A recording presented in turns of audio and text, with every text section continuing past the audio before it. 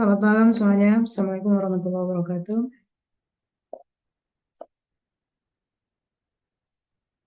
Selamat malam, Bu. Malam, Bu.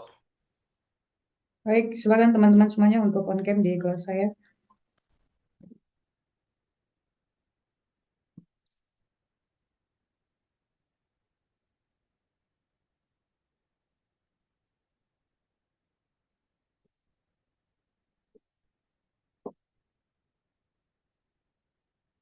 Cuman Fajar yang on cam. Yang lain kenapa gak on cam?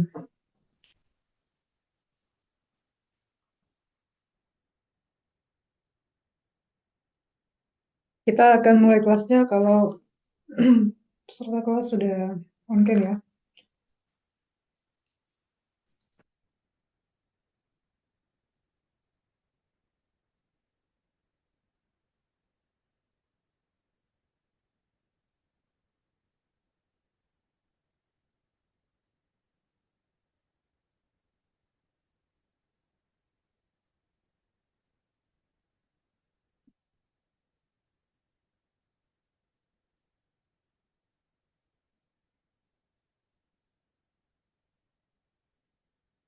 Bagus, Rahmat kerja di mana?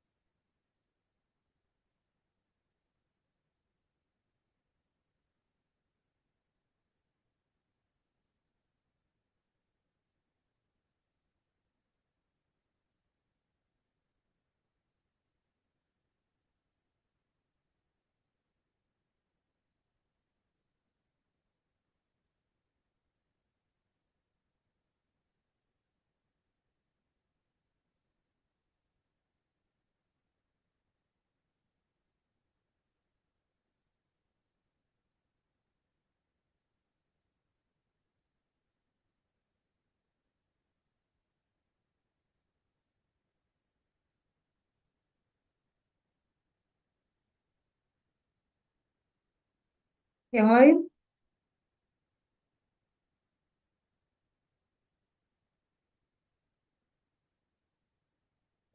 kalau boleh tahu ini kelasnya dari jurusan apa saja ya? Ada dari computer science, Bu. Bisnis manajemen, Bu. Bisnis manajemen.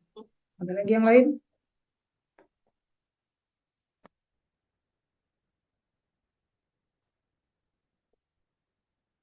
Berarti dua jurusan ini ya, computer science dan bisnis manajemen ya. Ya, teman-teman yang lain, tolong hargai dosen kalian. Menghadiri forum ilmu, keilmuan, meskipun virtual ya.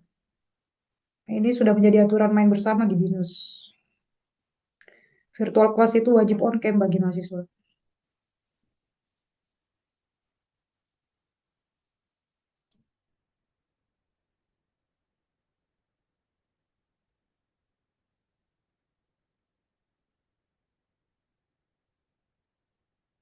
Kalau ruang-ruang keilmuan begini saja sudah diberi kemudahan untuk berkuliah jarak jauh, lalu kemudian teman-teman masih tidak bisa menghadirkan diri kawan-kawan untuk mensakralkan ruang keilmuan seperti ini, ya, tidak menghargai dosen Anda, tidak ada gunanya gitu. Anda mendaftarkan diri sebagai mahasiswa, mahasiswa, bukan siswa lagi, mahasiswa. Kemudahan sudah begitu besar, begitu banyak karena sistem online seperti ini. Tapi ya, kemudahan itu seharusnya tetap dimaknai gitu, tetap diberi penghargaan, tidak sekedar-sekedarnya. Inilah krisis manusia digital, era digital hari ini ya. ruang pertemuan tidak lagi melahirkan sebuah apa interaksi kemanusiaan. Kita hanya merasa bahwa kita ketemu dengan monitor kita masing-masing. Ya, padahal kalau kita mau beri makna lebih dalam lagi, meskipun kita bertemunya secara virtual, tapi tetap bisa melahirkan kesadaran-kesadaran spiritual ataupun intelektual di situ.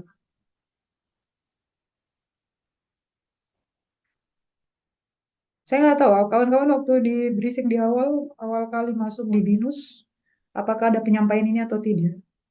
Tapi sepanjang pengetahuan saya bahwa mahasiswa online itu wajib untuk on cam.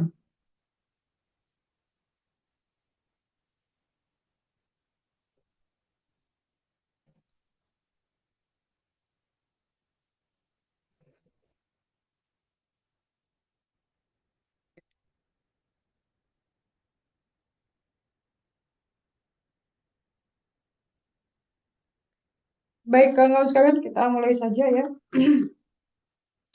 Saya perkenalkan diri saya terlebih dahulu.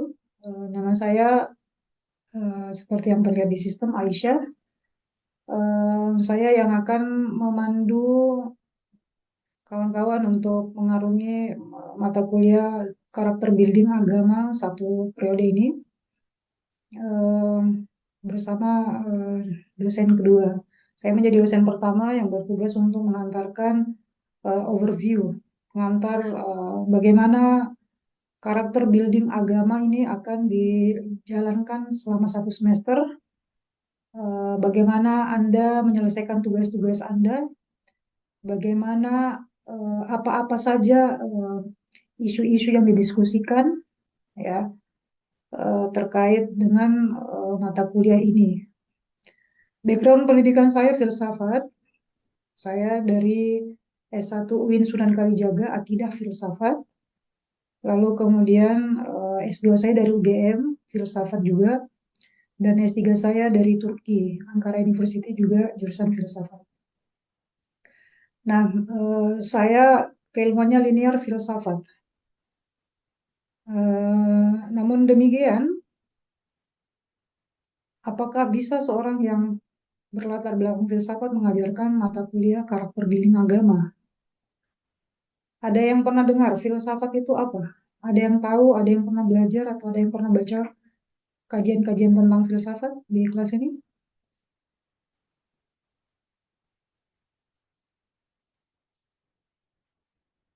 Belum pernah ada.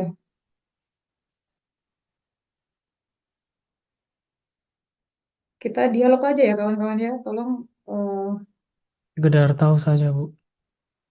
sekedar tahu. Yang Anda ketahui Indra Wibowo apa? Filsafat itu apa? Mungkin sederhananya kalau saya tangkap cara berpikir ya, Bu. Cara berpikir.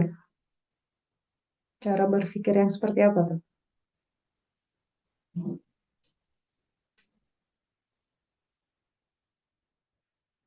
Kita nggak belajar filsafat, tapi saya mau memperkenalkan teman-teman filsafat biar mengerti. Kalau yang saya tangkap sih, Bu, mencari Ya, kebenaran mengenai sesuatu. Karena kan waktu zaman dulu, itu kan mereka masih mengeksplor banyak hal ya. Dari filsuf-filsuf ini masih mengeksplor hal yang mereka belum tahu dan pakai eh, hipotesa mereka sendiri. oke. Apakah hari ini filsafat itu tidak bekerja?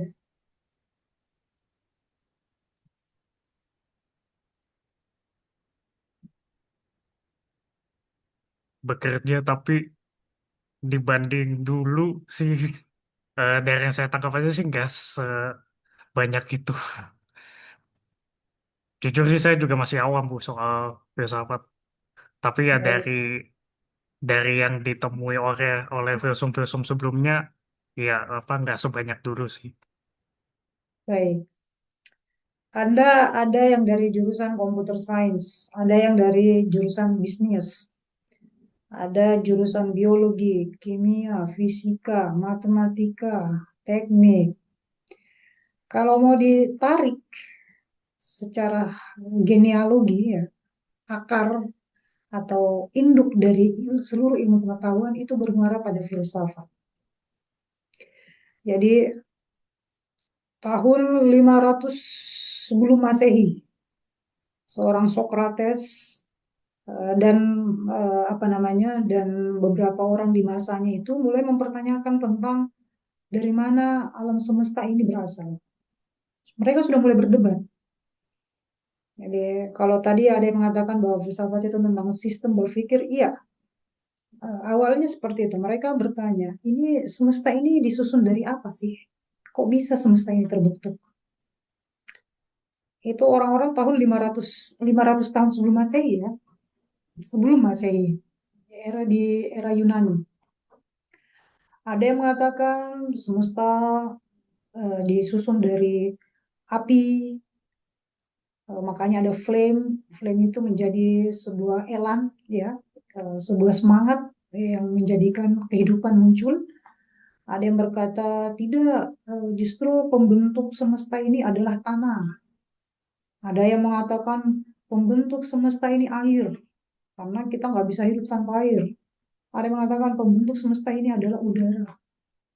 Di dalam pemikiran Jawa pun kan, atau di pemikiran-pemikiran tradisional kita, di kebudayaan Indonesia juga kan punya cara berpikir seperti ini. Tapi kenapa filsafat itu datangnya dari Yunani? Kita memahami pemikiran-pemikiran local wisdom itu tanpa menalar, merasakan. Kita merasakan. Bedanya dengan dari Yunani, mereka mensistematiskan. Ketika mereka berdebat dari tanah, dari api, dari air, dari udara, lalu kemudian ada lagi yang mengkonklusikan dari 4 unsur tersebut, ya, akhirnya perdebatan dan pembicaraan mereka terus berkembang. Dari yang awalnya mempertanyakan dari mana awalnya semesta itu terbentuk, lalu kemudian lahir pada pertanyaan-pertanyaan pencarian tentang kebenaran. Makanya ada yang namanya Plato. Plato kemudian lalu berbicara tentang semesta ini hanyalah refleksi dari dunia yang ide. Jadi dunia yang sesungguhnya itu adalah dunia ide yang ada di sana. Kita ini nggak real. Kita ini nggak asli. Kita hanyalah refleksi dari dunia ide. Semua yang tampak yang kita lihat dalam dunia kita hari ini, itu fana. Itu bisa lenyap. Yang tidak akan lenyap dan kebenaran yang paling hakiki itu adalah di dunia ide. Ini makanya dikaitkan selalu dengan pemikiran-pemikiran sufistik, pemikiran-pemikiran mistik, bahwa yang dimaksud Plato dengan dunia ide itu adalah Tuhan, gitu. Ya, kita semua berasal dari Tuhan. Tapi bahasa filsafat tidak bicara agama awalnya. Nanti kemudian setelah Kristen datang, lalu kemudian filsafat kemudian dipakai menjadi alat penjelas, alat atau argumentasi penguat untuk menjelaskan bagaimana agama Kristen itu. Misalkan seperti konsep Trinitas dan seterusnya. Nah, kenapa saya mengangkat ini kawan-kawan? Seringkali banyak stigma di luar sana mengatakan bahwa jangan belajar filsafat. Kalau Anda belajar filsafat, Anda akan murtad. Anda akan tidak beragama, menjadi seorang ateis. Atau Anda akan menjadi gila. Ya, soalnya orang yang mendalami filsafat selalu mempertanyakan segala hal. Ini benar nggak sih ini kacamata? Kenapa ini kacamata? Jangan-jangan ini nggak real ini. Ya. Ada satu pertanyaan yang mungkin cukup menarik bagi teman-teman. Apakah Anda bisa membedakan ketika Anda sedang tidur atau Anda sedang berada dalam dunia yang sesungguhnya? Hari ini, saat ini kita bertemu virtual. Apakah ini nyata atau apakah ini hanyalah dunia mimpi?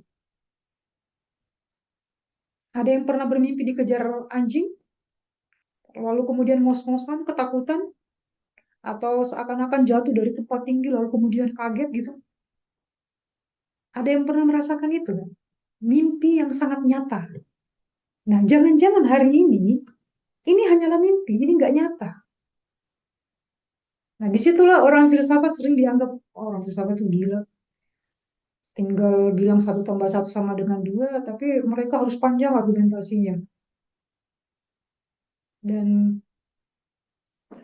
kemudian di tangan Socrates, muridnya Plato itu, lalu kemudian membangun cara berpikir yang sistematis. Dia mengerahkan murid-muridnya mencari. Coba teliti tumbuhan. Tumbuhan itu ada yang berbiji, ada yang tidak berbiji. Catat semua.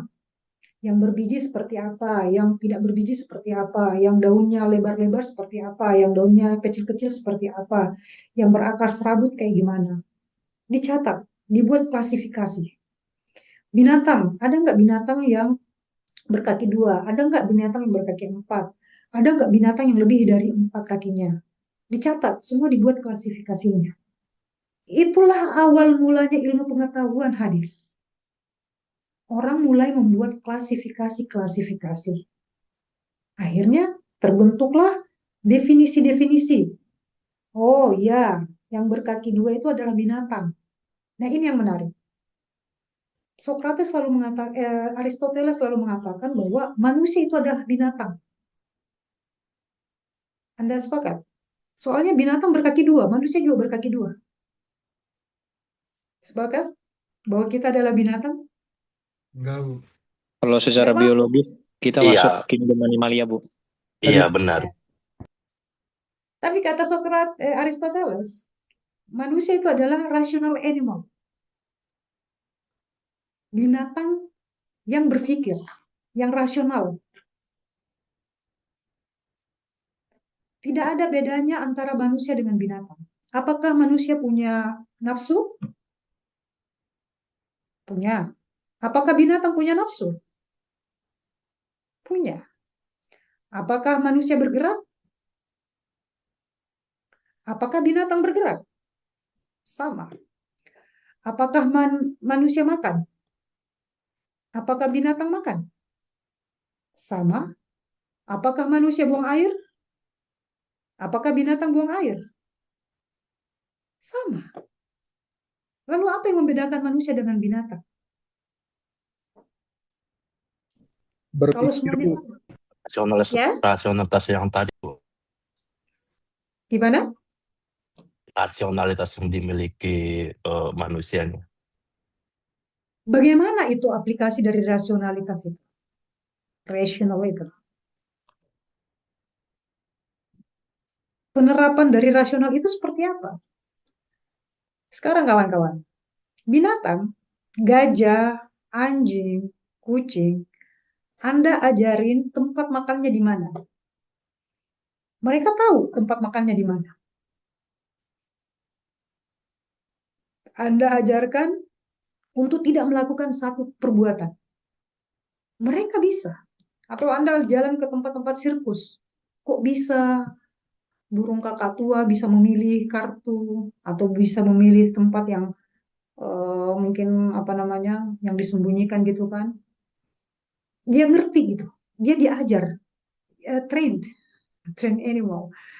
Dia bisa terlatih. Seakan-akan dia juga bisa berpikir. Dia bisa menyimpan memori. Anda tahu kawan-kawan, di dunia Hindu,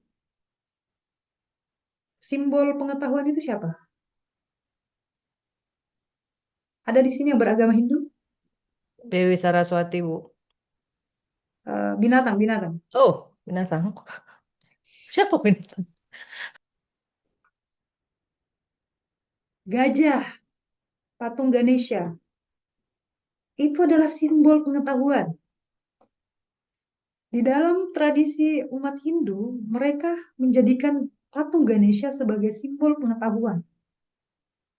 Dan hasil dari penelitian saintis atau biologis hari ini, dari seluruh binatang yang ada, binatang yang paling besar kapasitas memorinya adalah gajah. Bayangin tuh, gajah adalah binatang terpintar dari seluruh binatang yang ada. Artinya mereka punya memori. Apakah akal itu seperti memori? Apakah rasional itu seperti memori? Beda, Bu. Beda. Apa bedanya, Aditya? Kalau menurut saya rasional itu di tingkat di mana kita bukan hanya berpikir tapi terkait moral dan etika sih, Bu. Kita bisa membedakan mana baik dan benar. Itu menurut saya sih, Bu. Baik, sekarang saya beri perumpamaan anjing. Seekor anjing Anda beri makan, dia akan menjadi makhluk yang sangat loyal. Ada yang pernah nonton film Hachiko di sini? Pernah, Bu. Ya, bagaimana tuannya mati, dia tidak lihat, lalu dia menunggu bertahun-tahun di stasiun, menunggu tuannya datang. Loyal. Anda kalau punya anjing, ada yang mengganggu Anda, atau ada yang datang ke rumah Anda, anjing itu akan menggonggong, menangkap bahwa ada ancaman, melindungi Anda. Loyal anjing itu. Meskipun Anda tidak memiliki anjing itu. Waktu saya di Turki, ada seorang ibu namanya Bu Aisyah juga. Dia hanya suka memberi makan anjing itu yang ada di jalanan. Dan Anda tahu apa yang dilakukan anjing tersebut? Kemanapun Bu Aisyah pergi, anjing itu ikut di belakangnya. Masuk ke apartemen tetangganya, dia tunggu di depan. Sampai Bu Aisyah keluar, sampai pulang ke rumahnya. Diantar. Loyal anjing itu. Sekarang saya tanya, kalau kita bicara moral manusia, Anda berbuat baik sama manusia, apakah manusia tahu caranya berterima kasih? Belum tentu, Bu. Tuh, Bu. Manusia pengkhianat. Manusia suka berkhianat. Jangan-jangan anjing lebih mulia daripada manusia. Tadi Anda nggak mau dikatakan seperti binatang, tapi ternyata anjing lebih baik gitu. Menjadi seorang sahabat. Kasih lagi analogi yang lain, kucing. Kucing itu makhluk pencemburu. Ada yang pelihara kucing di sini. Mereka yang pelihara kucing itu budak-budaknya kucing. Jadi kucing itu pengen pelindung, ada pelindung gitu. Dia terlalu manja, dia membutuhkan pelindung. Kalau anjing beda, anjing butuh partner, butuh kawan. Setara kalau anjing. Kalau kucing dia pengen dilindungi, pengen dijagain. Jadi penjaga kucing itu budaknya kucing.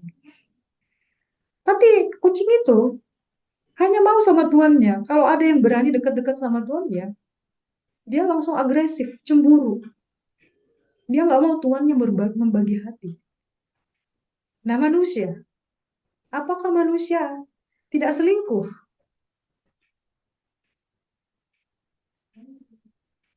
Selingkuh. Berarti lebih baik kucing dong daripada manusia. Nah, Aditya, Anda masih mau jadi manusia atau mau jadi binatang? Sekarang kita ambil lagi analogi binatang yang lain. Harimau. Harimau itu kawanan. Ya, jenis kawanan harimau itu. Harimau yang jenis alfa, ketika kawanannya makan, ya, dia akan menempati tempat-tempat di sudut yang tersembunyi, mengawasi kawanannya. Jangan sampai ada ancaman yang mengganggu kawanannya. Sehingga ketika ada ancaman datang, yang jenis alfa ini akan segera mengusir binatang yang akan mengganggu. Alfa. Ada yang bocor mikrofonnya? Ya. Lalu kemudian kita bandingkan dengan dunia manusia. Apakah di dunia manusia pemimpin kita menjagai rakyatnya atau jangan-jangan justru menjadikan rakyatnya sebagai tumbal untuk kepentingan dan kesenangannya saja? Jadi gimana Aditya? Anda masih ingin bertahan sebagai manusia? Masih sih, Bu. Hah? Ya masih sih, Bu. Masih. Apa yang membuat Anda harus menjadi manusia, sedangkan binatang itu lebih baik?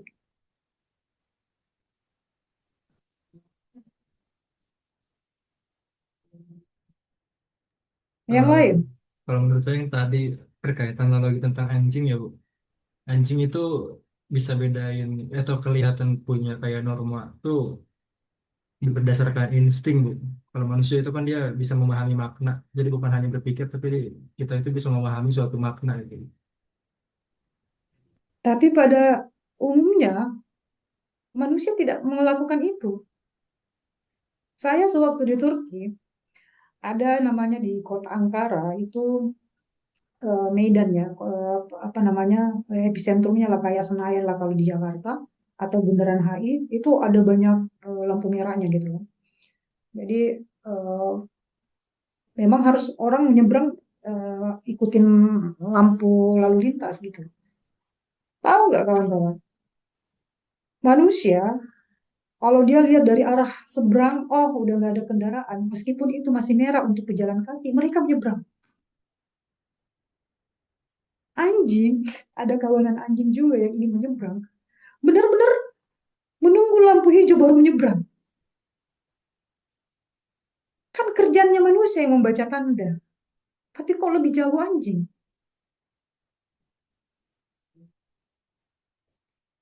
Kita di Indonesia udah tahu, lampu masih lampu merah. Lihat kanan kiri udah nggak ada kendaraan, serobot, serobot. Itu yang kita kerjakan tiap saat. Padahal katanya kita membaca tanda. Kita makhluk rasional. Rasional itu membaca tanda. Ternyata tanda kita tabrak semua. Lalu gimana jadi manusia? Masih berbangga kita mau jadi manusia. Orang kita sudah bisa membaca tanda, ada tanda kita langgar.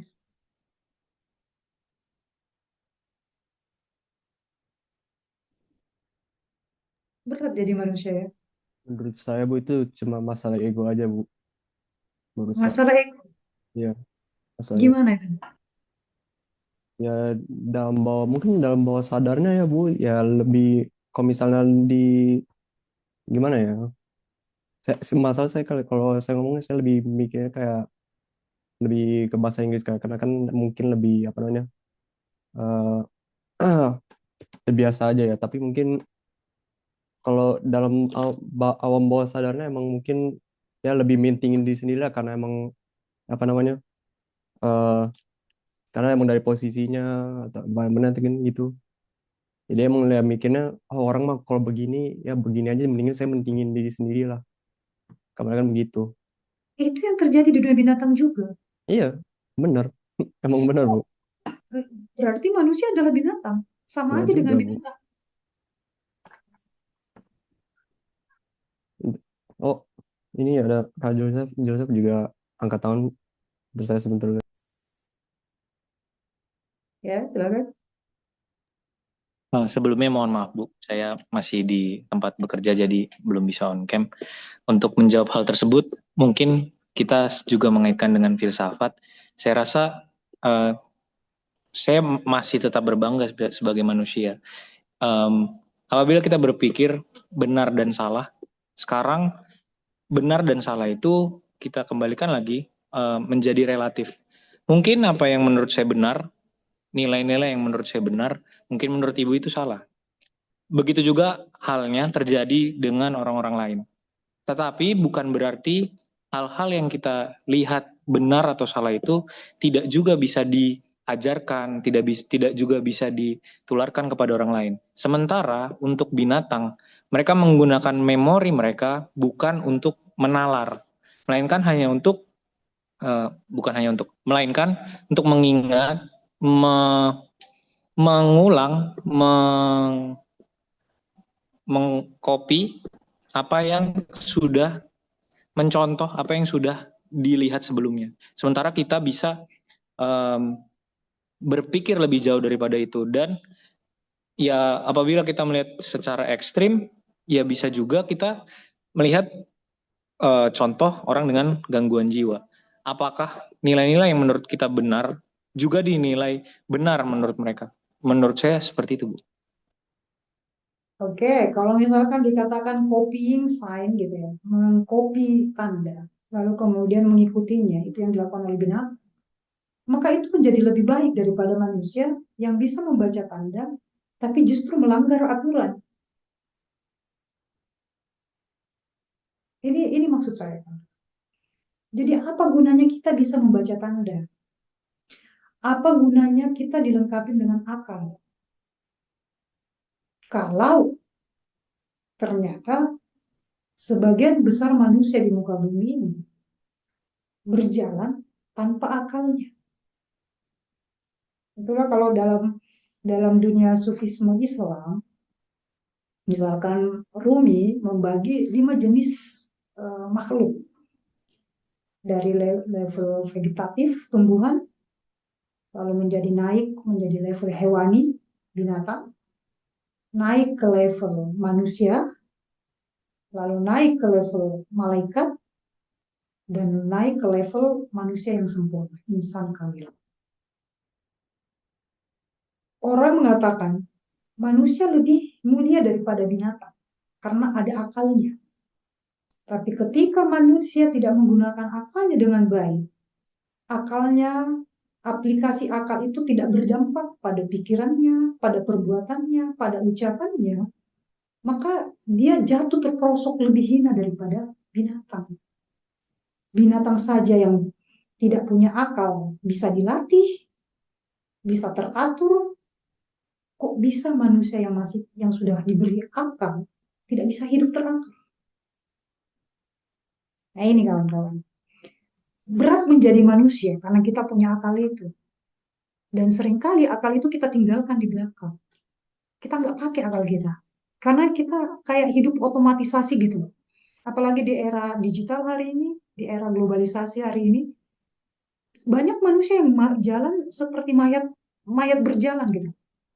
Soulnya nggak ada, jiwanya nggak ada, tubuhnya barangkali ada. Ya seperti kita lah hari ini, virtual class, nama-namanya ada, yang saya minta dari tadi untuk on cam, terus tetap nggak on cam, ya, yang kecuali yang tanpa alasan ya, yang saya maksud sini, seperti itu.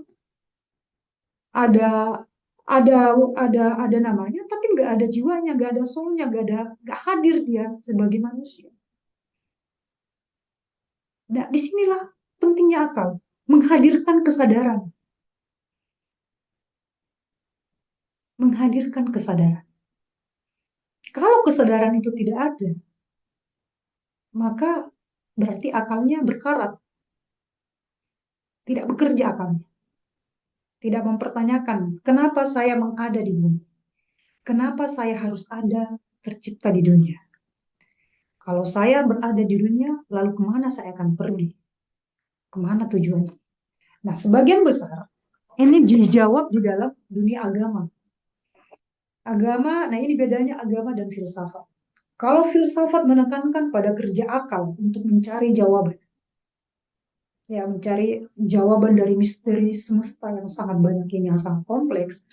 Nah, agama menawarkan perangkat nilai, perangkat pengetahuan dogmatis. Karena bagi agama,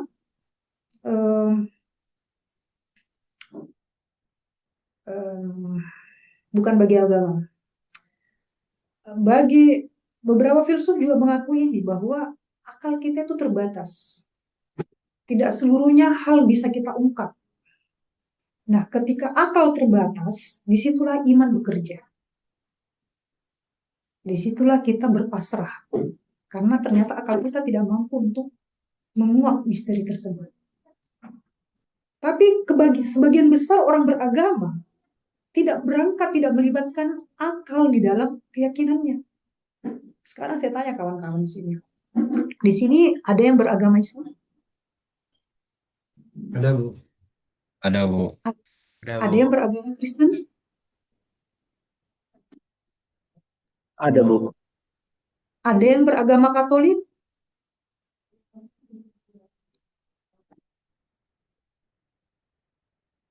Tidak ada.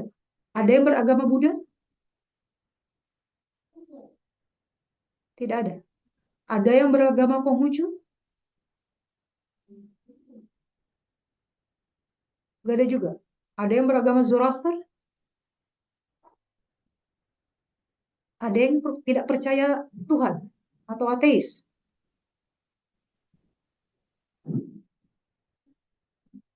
Tidak ada. Semua percaya Tuhan. Bagaimana Anda membuktikan bahwa Tuhan itu ada? Wah, berat. Akhirnya ketika mau membuktikan sesuatu yang sangat besar seperti itu, banyak orang yang tidak sampai lalu kemudian menjadi seorang ateis seperti Stephen Hawking.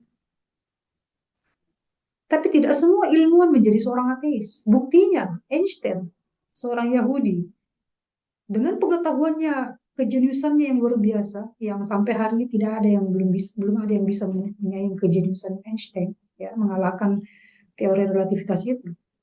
Dia malah justru sampai pada pengetahuan ilahi. Sama-sama dengan Stephen Hawking, seorang fisik. Tapi Stephen Hawking berhenti bahwa tidak ada Tuhan itu. Tapi malah Einstein berkata, wah, terlalu indah semesta ini, terlalu kompleks dan terlalu detail perhitungan semesta ini. Maka itu sudah membuktikan bahwa Tuhan itu ada.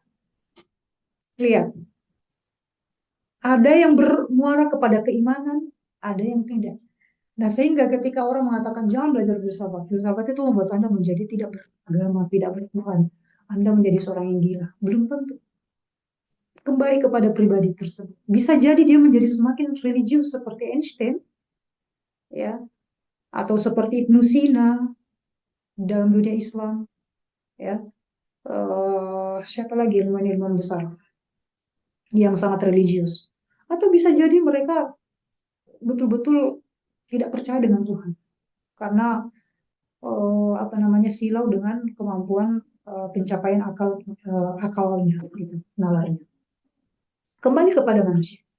Namun pengetahuan akal di sini sangat penting untuk memberi nilai lebih kepada cara kita berkeyakinan.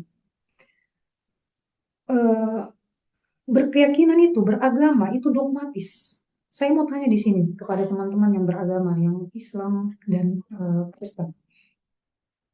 Sejak kapan Anda menjadi seorang Muslim atau Kristen? Sejak lahir. Apakah Anda yang menentukan Anda memilih jadi Islam? Awalnya tidak, Bu. Apakah sama ketika saya mengatakan Anda memutuskan menjadi seorang Muslim atau Anda di given gitu, ditetapkan menjadi seorang Muslim karena hak warisan? Apakah sama? Beda. Tidak. Jadi ketika Anda mengatakan saya Muslim dari bayi, bagaimana Anda menjadi seorang Muslim dari bayi sedangkan Anda belum memutuskan? Anda hanya diberikan oleh lingkungan, oleh orang tua, oleh keluarga. Anda menjadi diri Anda atau menjadi apapun yang Anda yakini ketika Anda dengan kebebasan, dengan kesadaran menentukan, memilih, inilah keyakinan saya. Di situ Anda baru beragama. Tapi kalau agamanya hanya warisan, nah seringkali orang akhirnya tidak belajar secara mendalam. Karena dia merasa ya seperti katak dalam tempurung. Given. Semuanya hanya diberikan oleh lingkungan, lalu kemudian dia merasa bahwa itulah semestanya dia. Padahal dengan akal yang diberikan ini, karunia yang paling besar bagi manusia ini, dia harusnya mencari dan menguji, ya, menguji dirinya untuk sampai pada keyakinan yang paling utuh. Saya memilih untuk berkeyakinan ini karena ini. Harusnya seperti itu. Nah, ini prolog aja kawan-kawan ya. Saya nggak tahu di sini kelas ini ada kelas saya di kelas kecil saya apa enggak. Tapi yang jelas gambaran agama itu di CB agama, kita ingin mencoba memahami agama menjadi lebih baik sehingga bertumbuh pengetahuan kita, pemahaman kita, ya, dan melahirkan empati atas perbedaan-perbedaan keyakinan yang sangat banyak di semesta ini. Baik, di kelas ini sudah mengambil mata kuliah CB Pancasila dan Kewarganegaraan? Sudah, Bu. Sudah ya? Baik. Jadi saya harus menjelaskan satu semester apa saja yang Anda harus lakukan. Tolong dicatat baik-baik. Jangan sampai Anda gagal hanya gara-gara persoalan teknis yang tidak penting. Saya di periode berikut sebelumnya ada 4 mahasiswa saya yang saya kasih 0. Gara-gara tidak penting. Hal yang tidak penting, tapi dia nggak lulus. Nah ini tolong jangan diulang di kelas periode ini ya. Jadi kawan-kawan itu akan memiliki 2 group assignment, tugas bersama, tugas dengan kelompok. Lalu ada 1 tugas individual, dan lalu kemudian ada ujian akhir. Ujian akhirnya berupa pembuatan video presentasi project. Jadi sama dengan CB Pancasila, CB Kewarganegaraan, sistem pembelajaran kita di CB ini adalah project based learning, ya, pendidikan pembelajaran berdasarkan project. Project yang Anda akan lakukan kawan-kawan adalah terkait dengan SDG 16 dan 17. Dicatat baik-baik. Anda bisa pilih SDG 16 atau SDG 17. SDG 16 itu tentang perdamaian, SDG 17 itu tentang kerjasama. Ya. Nah, saya mau kasih gambaran kepada kawan-kawan semua. Ada yang computer science, ada yang bisnis. Sebisa mungkin, proyek yang Anda jalankan itu disesuaikan dengan major atau jurusan kalian. Jadi mengaitkan agama, mengaitkan computer science, dan SDG 16 atau 17. Agama, manajemen bisnis, bisnis manajemen, dan SDG 16 atau 17. Bisa dipahami? Jadi nggak perlu jauh-jauh berpikir tentang bidang yang lain. Bidang Anda saja yang Anda pikirkan, lalu kaitkan dengan masalah agama, dan kaitkan dengan SDG. Ada gambaran nggak kira-kira? Saya bisa bantu teman-teman untuk brainstorming, tapi nanti di akhir, ini teknisnya dulu saya sampaikan kepada teman-teman. Jadi di awal Anda akan mengumpulkan proposal terlebih dahulu. Proposal project. Tolong kawan-kawan brainstorming yang baik, diskusi yang benar-benar dengan anggota kelompok, tentukan tema yang paling baik. Nah, cara menyusun proposal itu, semua dosen sepakat bahwa mahasiswa itu harus menuliskan proposalnya dengan baik. Karena proposal itu akan mencerminkan sedalam apa, sepenting apa proyek yang Anda usung. Caranya untuk membuktikan bahwa ide yang Anda usung itu penting, itu akan tergambar di latar belakang. Jangan sampai latar belakang hanya sekedar SDG 16 ini, SDG 17, penjelasan SDG 16, tema selesai. Tidak seperti itu. Latar belakang yang baik adalah latar belakang yang mampu menjelaskan masalah dan menunjukkan pentingnya masalah itu atau krusialnya masalah itu untuk dicarikan solusi. Sehingga, bagaimana cara menunjukkan bahwa masalah itu penting? Tampilkan seluruh fenomena-fenomena masalah yang menurut Anda itu masalah. Ya, itu menggelisahkan Anda. Itu mengkhawatirkan Anda, ya, mengganggu pikiran Anda dan hati Anda. Tampilkan fenomena-fenomena itu dengan jelas dan data-data. Misalkan, kita bicara tentang bisnis. Ada banyak orang yang melakukan bisnis-bisnis yang tidak beretika. Misalkan menjual apa ya? Menjual doa. Ada tuh fenomenanya tuh. Semakin besar sawerannya, semakin cepat katanya doanya sampai ke Tuhan. Itu dilakukan oleh orang yang digelarin Ustadz Mansur. Ada yang pernah dengar nggak itu videonya itu? Ayo 10 juta, 10 juta, semakin besar sumbangannya, semakin banyak yang aminin, cepat dikabulkan Tuhan. Membisniskan agama, sesuatu yang sangat tidak masuk akal dan melukai serta menghancurkan martabat agama. Ada yang menjual garam apa itu lagi, garam rukiah atau garam apa gitu, yang sudah didoakan gitu. Ada yang menjual rosario yang sudah disucikan, macam-macam bisnis agama. Apakah itu mengganggu, sangat mengganggu, merusak agama, membodohi orang. Ada lagi orang beragama yang kemudian menjual kesalehannya hanya untuk mengibuli orang lain. Banyak. Itu masalah semua itu. Atau orang berbisnis selalu tidak memperhatikan etika, hanya bicara tentang profit. Itu masalah. Menggalang dana kemanusiaan padahal masuk ke dompet sendiri. Itu masalah. Itu di dunia bisnis. Misalkan komputer lagi. Komputer. Apa kira-kira ya? Dunia komputer dan agama ya. Penipuan menggunakan teknologi komputer. Ya, hacker. Misalkan, hacking. Ya kan? Itu juga bisa. Bagaimana lemahnya kemampuan digital orang Indonesia sehingga gampang dibodohin.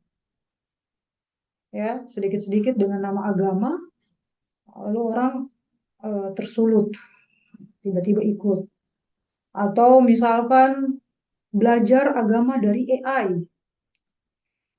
Lalu peran pemuka agama menjadi berkurang. Itu tantangan itu. Orang hari ini cuma belajar pada AI. Itu penting sekali. Bagaimana orang kehilangan koneksinya satu sama lain gara-gara terhanyut dengan AI. Atau banyak sekali sebenarnya. Silakan teman-teman eksplor lebih jauh. Nah, ini kan saya udah kasih beberapa contoh ya. Nah, yang Anda akan tampilkan di latar belakang adalah fenomena tersebut. Perlihatkan bahwa itu adalah masalah yang menjadi momok bagi masyarakat, yang bisa merusak tatanan masyarakat kita. Tampilkan data-datanya, misalkan data pengguna, data hacker gitu ya, berapa banyak orang yang terlibat pada judi online, ya, pinjaman online, itu juga bisa tuh yang computer science. Bagaimana era digital justru sangat mudah membuat orang terjerumus ke dalam pengrusakan moral melalui situs-situs seperti itu. Itu bisa. Tampilkan data-datanya. Bagaimana orang banyak bunuh diri, ya, fenomena bunuh diri karena tidak mampu menghadapi perilaku netizen yang mulutnya sangat tajam, lebih tajam daripada silet. Itu bisa. Ya, kawan-kawannya. Jadi latar belakang itu penting untuk menunjukkan urgennya, pentingnya masalah yang Anda angkat dalam proyek ini. Tampilkan datanya, tampilkan fenomenanya, kasih rujukan informasi-informasi yang valid, misalkan dari media mana, jadi gunakan media-media yang terpercaya kayak Kompas, Tempo, ya, jangan abal-abal. Oke, bisa dipahami ya. Nah, ketika Anda sudah menjelaskan permasalahan itu, Anda sudah menunjukkan pentingnya masalah itu diangkat sebagai bagian dari proyek, baru Anda rumusan masalahnya. Apa yang ingin Anda jawab dalam pelaksanaan proyek tersebut? Misalkan, mengapa orang mudah sekali tertipu dengan rayuan di dunia digital? Bagaimana caranya untuk mengatasi kendala-kendala seperti itu, dan seterusnya. Anda brainstorming lagi. Nah, lalu kemudian tolong dicatat baik-baik ya. Tujuan penelitian di dalam proposal itu kaitkan dengan BGA-nya CD Agama. BGA itu Binus Graduate Attributes. Untuk BGA CD Agama ada 3. 1, growth mindset, pemahaman yang bertumbuh. Yang kedua, social awareness, kesadaran sosial, kepedulian sosial. Dan yang ketiga, collaboration, kolaborasi. Ya. Tolong kawan-kawan ketika menentukan masalah, rasakan itu, bahwa itu adalah masalah. Itu relate nggak dengan diri kalian? Sehingga ketika kalian menulis, ada jiwanya tulisan kalian. Tidak sekedar menulis, tapi kalian menyalurkan kegelisahan kalian di awal proyek itu. Ya, itu hal yang paling mutlak dalam melakukan riset, dalam penelitian. Nah, lanjut. Di kajian literatur, itu Anda gunakan teori-teori yang mendukung Anda untuk menjalankan proyek tersebut yang terkait isu yang Anda angkat. Kalau Anda misalkan mengangkat tema tentang sexual harassment di lingkungan pendidikan, di lingkungan pesantren misalkan, atau di lingkungan agama, pakai teori-teori yang terkait dengan hal tersebut. Minimal 5 referensi yang Anda cantumkan. Bisa dari grand theories, teori-teori besar, bisa dari penelitian-penelitian jurnal yang bisa Anda temukan yang terkait dengan isu tersebut. Minimal 5 referensi. Sudah catat? Tolong catat baik-baik ya. Saya mau kalian proposalnya, kata orang Turki, mükemmel, sempurna, perfecto. Nah, setelah itu masuk di metode penelitian, karena kalian akan melakukan wawancara. Wawancara ini nantinya menjadi individual assignment, tugas individual. Setiap orang akan mewawancarai orang di sekitarnya. Jadi gunakan metode kualitatif. Kalau Anda mau lebih bersemangat lagi, Anda misalkan mau survei, silakan aja. Anda gunakan mixed methods, yang jelas Anda wajib untuk mewawancarai seseorang dari lingkungan Anda. Karena itu menjadi individual assignment juga. Ini yang lucu nih kawan-kawan. Banyak mahasiswa yang lucu-lucu. Sangat lucu. Jadi ada hiburannya dosen ketika menilai. Anda tahu, ada dulu mahasiswa saya yang dia jadikan narasumber itu temannya sendiri. Kawan-kawan, narasumber adalah seseorang yang qualified untuk memberikan informasi. Jangan asal-asalan menunjuk narasumber. Narasumber itu adalah seseorang yang dianggap memiliki kualitas untuk memberikan pengetahuannya. Ya, otomatis terkait dengan keilmuan kalian. Kalau misalkan bicara tentang dunia hacker, ya wawancarain dosen kalian atau siapa gitu yang ngerti dunia hacking. Kalau Anda bicara tentang bisnis yang beretika, wawancarain orang pebisnis, beneran pebisnis gitu. Jangan teman kelas kalian. Karena saya pernah datang. Dia wawancara teman kelasnya. Dia izin pakai Zoom. Saya lihat, ini temannya. Saya lihat lagi video tugas temannya itu, ya ini juga yang dia wawancara temannya. Saya nggak akan kasih nilai kalau saya ketemu hal yang kayak gitu. Ya. Jangan wawancarain teman kelas Anda. Yang Anda wawancarain adalah lingkungan Anda, orang di sekitar Anda yang bisa Anda reach out, yang Anda bisa temui dan wawancarai.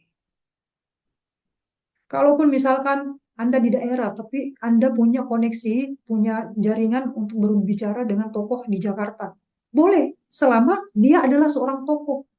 Seperti mahasiswa saya sebelumnya, dia mewawancarai seorang dosen dari Unpar lewat Zoom. Ya nggak apa-apa, saya cek. Oh ya memang ini adalah seorang dosen. Oh ya memang Bapak ini seorang praktisi. Nggak masalah Zoom. Zoom tidak masalah selama narasumber Anda kredibel. Ya, selama narasumber Anda kredibel. Nah ini yang lucu lagi nih. Ada yang pernah mewawancarai AI. Waduh, desperate saya. Mungkin dia udah nggak punya lingkungan pertemanan di circle manusia gitu. Yang dia wawancarain AI. Itu sangat-sangat tidak bisa diterima. Kita mewawancarai manusia, bukan mewawancarai AI, bukan mewawancarai mesin. Itu satu ya. Ada lagi. Ini lebih lucu lagi. Dia bermain peran sendiri. Dia yang mewawancarain, dia juga yang menjadi narasumber. Jadi mungkin dia cukup bagus dalam mengedit video gitu ya. Tapi ketahuan gitu. Kok bisa dia wawancarai dirinya sendiri? Kok narsis ya? Ada lagi yang lebih lucu lagi. Tiba-tiba WA, kirim email. Bu, saya perjalanan ke luar negeri karena nggak sempat. Juga mau wawancara WA.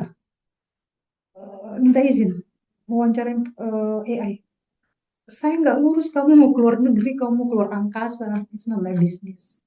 Kamu diminta untuk melaksanakan tugas sebaik-baiknya wawancarai manusia. bukan mewawancarai mesin. Jadi kawan-kawan ya, disinilah pentingnya kita punya akal. Jadi ketika melakukan sesuatu, kita memberi nilai extra values, ya, nilai lebih dalam seluruh aktivitas kita. Jadi kita tidak sekedar menjalankan, tapi ada nilai, ada maksud, ada manfaat dari perilaku-perilaku kita tersebut. Tidak sekedar-sekedar. Tidak sekedar kuliah hanya untuk dapat kertas, sertifikat, atau ijazah. Tapi kita kuliah, kita bersungguh-sungguh karena ingin belajar. Ijazah ya, nanti itu reward yang berikutnya. Tapi yang paling penting adalah belajar untuk dapat ilmu. Nah, saya pikir teman-teman pun melaksanakan tugas ini, tolong yang benar. Jangan membuat dosen Anda tertawa terbahak-bahak melihat hasil tugas yang aneh-aneh, nyeleneh gitu. Dan, nah ini yang saya bilang di awal tadi, banyak mahasiswa saya nggak dapat nilai hanya gara-gara remeh-temeh. Mengumpulkan file di cloud, mau Google Drive atau Drive, itu diproteksi. Make sure link yang Anda share, yang Anda bagikan ke dosen Anda itu accessible. Ketika dosen tidak bisa akses, nol. Apa yang kita mau nilai? Orang nggak bisa diakses. Ya, pastikan kawan-kawan itu. Linknya accessible, jangan diproteksi. Kalau Anda tidak yakin dengan cloud, upload di YouTube. Ya.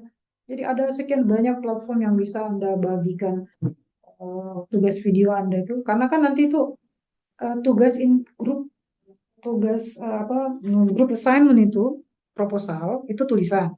Oke. Lalu kemudian individual assignment itu video. Ya, video. Tolong, barangkali Anda share di link, linknya jangan sampai terproteksi. Lalu kemudian tugas akhirnya adalah laporan akhir. Laporan akhir dari proyek yang proposal yang sudah Anda susun di awal. Nah, saya mau semuanya fair. Ya, semuanya fair. Kalau ada anggota kelompok yang tidak mengerjakan tugas, silakan tidak dilibatkan, tidak dituliskan namanya di bagian cover proposal atau laporan akhir. Ya, tulis nama anggota yang jangan tuliskan nama anggota yang tidak terlibat dalam penyusunan tugas. Biar dosen tidak memberi nilai. Jadi jangan sampai ada yang bermental benalu. Tidak mau bekerja tapi mau dapat nilai. Pantang gitu, anti. Yang seperti itu. Ya, jadi silakan jangan tuliskan nama yang bersangkutan di cover laporan atau proposal Anda. Biar dosen tidak memberi nilai. Nah, di laporan akhir, apa yang membedakannya dari proposal? Kalau di proposal kan di situ ada metode, ada rencana kegiatannya. Dibuat sesempurna mungkin, sedetail mungkin. Nanda mau wawancarain siapa, Serafi mau wawancarai siapa dan kapan, lalu yang diwawancarain itu apa kualifikasinya gitu, dijelasin semua di situ. Nah nanti ketika di laporan akhir, ya rencana kegiatan nggak perlu lagi dong dilaksanakan, kan sudah dilaksanakan, tinggal laporan akhir. Yang dicantumkan di situ adalah refleksi pribadi setiap anggota, dan itu yang menjadi bobot paling penting, refleksi pribadi setelah melakukan proyek bersama ini. Ada pembelajaran nggak yang Anda dapatkan atau tidak ada sama sekali? Ada kesan dan pesan nggak yang bisa Anda share di dalam refleksi Anda? Itu. Ya, bobot yang paling penting adalah di refleksi pribadi. Ya, semuanya berbobot dari latar belakang, kajian teori, metode, hasil pembahasan. Lalu di bagian setelah hasil ada refleksi pribadi masing-masing anggota, bukan perwakilan kelompok, tapi masing-masing anggota. Nah, ini nantinya untuk UAS, laporan akhir ini Anda buatkan video. Anda presentasi, mempresentasikan hasil proyek Anda bersama tim, bersama grup. 5-7 menit maksimal. Sekali lagi, untuk UAS, jangan sampai link yang dibagikan terproteksi. You have to make sure the link is accessible. Dan Anda harus dengan percaya diri mempresentasikan proyek kalian, proyeknya itu. Jangan sampai hanya sekedar membaca. Nah. Buat seatraktif mungkin. Jelaskan proyek Anda dengan sebaik mungkin. Tidak sekedar membaca. Anda bisa memberikan argumentasi tambahan yang barangkali di luar dari PowerPoint yang Anda share dalam video tersebut untuk menunjukkan bahwa Anda menguasai bahan Anda. Anda benar-benar terlibat di dalam proyek tersebut dan tahu gitu dan percaya diri ketika menjelaskan hasil proyek Anda itu. Ya. Jadi hasil UAS itu adalah UAS. Video UAS itu adalah video presentasi dari hasil proyek kalian. Ditambah dengan refleksi pribadi. Nah, itu. Selain tugas-tugas itu ada kuis, itu nanti bisa dijawab di sistem, ada forum. Forumnya pun ada 3 pertanyaan di setiap sesi, ada 3 thread di setiap forum. Dijawab. Nanti itu sistem yang akan menilai itu. Barangkali dosen hanya akan merespon komentar-komentar yang menarik, gitu ya, merespon sesuatu yang barangkali perlu diluruskan atau bagaimana. Tapi ketika Anda menjawab 3 thread itu dengan sempurna di seluruh forum, Anda akan mendapatkan nilai 100. Jadi itu otomatis sistem yang menjawab. Dan saya akan menghapus, kalau saya sebagai dosen kedua yang membaca forum, saya akan menghapus jawaban mahasiswa yang singkat, terlalu pendek. Apa yang Anda pahami tentang agama? Agama adalah keyakinan. Titik. Hapus. Saya nggak mau. Ada agak sedikit komprehensif dan kalau bisa reflektif. Ya. Hasil dari penalaran Anda. Nah, ini mungkin kita hari ini adalah realitas kita adalah AI. Tapi kawan-kawan, saya mau tekankan di sini ya masalah AI ya. Binus pun juga sudah membuat pembahasan yang sangat menarik dalam 2 tahun terakhir ini. Bagaimana lingkungan kampus kita bisa menggunakan AI tapi tetap beretika. Ini pentingnya mungkin berfilsafat. Karena ketika kita bicara tentang AI, informasi, ini kita bicara tentang kebenaran, tentang pengetahuan. Nah, seringkali mahasiswa itu hanya copy-paste. Cari jawaban, copy-paste. Nggak diolah lagi. Sampai pernah ada satu mahasiswa di forum saya tegur. Itu kan kalau kita pakai AI ChatGPT misalkan, udah dijawab terus ada pertanyaan berikutnya lagi kan. Apakah Anda mau mengetahui bagaimana? Dia lupa untuk menghapus itu. Aduh, ketahuan. Dan sangat ketahuan AI itu seperti apa bahasanya. Bahasanya pasti sangat kaku, ya. Terasa bahasa AI itu sama bahasa manusia. Makanya kawan-kawan, AI jadikan dia sahabat Anda, referensi Anda, tapi bukan menjadi referensi utama. Anda yang harus memegang kendali dari kebenaran yang ingin Anda pegang itu. AI menawarkan informasi, tapi ya, Anda memiliki kemerdekaan untuk memilih benar tidak informasi dari AI ini atau tidak. Dan itu Anda harus olah kembali. Tidak sekedar copy paste. Olah kembali dengan bahasa Anda, dengan taste Anda, dengan cara Anda berpikir, dengan cara Anda berbahasa. Kalau dulu, saya ingat mama saya sering cerita. Dulu dia sekolah katanya lewatin berapa gunung ya, berapa gunung untuk sampai ke tempat yang ada sekolahnya itu. Dia tinggal di tempatnya kepala sekolahnya, 2 minggu sekali baru pulang ke rumahnya. Anak kecil sekecil itu sudah pergi menyeberangi gunung gitu ya, lewati gunung untuk sekolah. Dan dia hanya menggunakan batu. Jadi ketika gurunya memberi informasi, mereka semua mencatat di batu. Informasi, bayangkan itu, informasi, pengetahuan, dicatat di batu. Kalian sudah hafal semua? Sudah. Setelah dihafal, dihapus batu itu. Baru diberikan lagi informasi baru untuk mereka hafalkan. Di era mama saya itu. Lalu kemudian teknologi berkembang. Ditemukan buku sudah mulai masuk ke Indonesia. Ya kan? Nggak lagi batu. Ada buku. Setelah itu ada komputer. Setelah komputer, hari ini AI. Bayangkan kamu, transformasi informasi itu begitu cepat sekarang. Kita sampai nggak tahu yang mana kebenaran, yang mana kebohongan. Saking cepatnya informasi berseliweran di kepala kita, di hadapan kita nggak sempat menyaring. Dan sebenarnya kita era sekarang ini, kita terkutuk hidup di era sekarang ini. Karena keburukan atau kebohongan bisa menjadi sebuah kebenaran. Dan kebenaran bisa menjadi sebuah kebohongan. Saking masifnya informasi. Kalau saya bisa analogikan, kita seperti beranting kering yang dibawa aliran sungai. Kita nggak berdaya. Kita nggak tahu lagi yang mana kebenaran.